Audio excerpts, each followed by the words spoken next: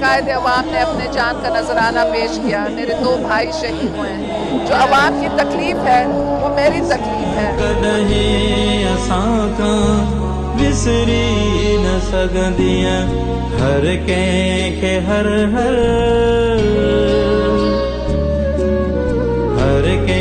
के हर 27 दिसंबर तो जी याद रे पे।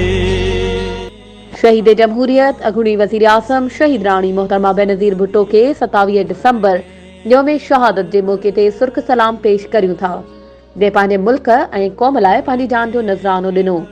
पीपी चेयरमैन बिलावल भुट्टो ज़रदारी ऐं मरकज़ी क़यादत के मोहतरमा बेनज़ीर भुट्टो जे नक्शे कदम ते हलंदे बिना के फ़र्क़ जे अवाम जी ख़िदमत करण ते संदन के सलाम पेश करियूं था।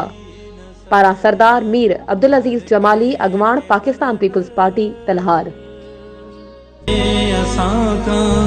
विसरी न सगंदियां हर के हर